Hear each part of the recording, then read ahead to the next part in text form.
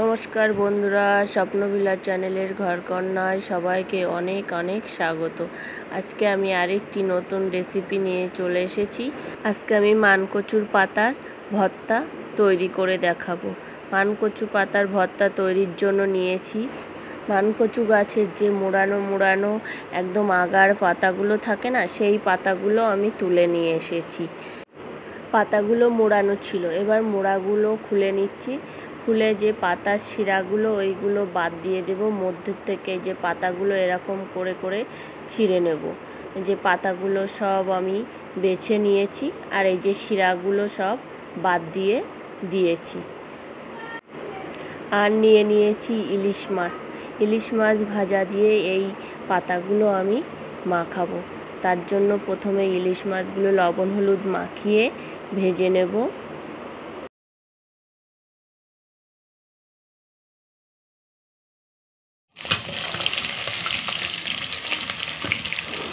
এবার একটা mixing jar নিয়ে নিয়েছি, তাতে রসুন আর পেঁয়াজ দিয়ে দেব। 7-8 কোয়া রসুন আমি ছাড়িয়ে নিয়েছি, দিয়ে দেব কাঁচা লঙ্কা আর একটা ইলিশ মাছ কাটাগুলো বেছে আমি ওই মিক্সচারের মধ্যে দিয়ে দেব। দিয়ে সবগুলি একসঙ্গে পেস্ট করে নেব।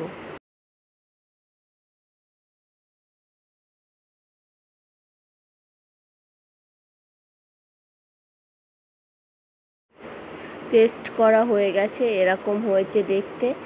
এবার দিয়ে দেব কচুর পাতাগুলো দিয়েও একটা পেস্ট তৈরি করব। এরপর একটা উনুনের পরে কড়াই বসিয়ে দিয়ে দিয়েছি। কড়াইতে দিয়ে দিয়েছি সর্ষের তেল।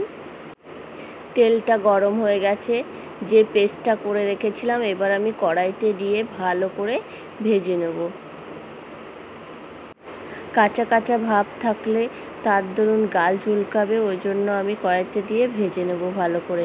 দিয়ে দেবো পরিমাণ মতো লবণ হলুদ, দিয়ে বেশ ভালো করে জলটা শুকিয়ে না যাওয়া পর্যন্ত ভেজে নেব।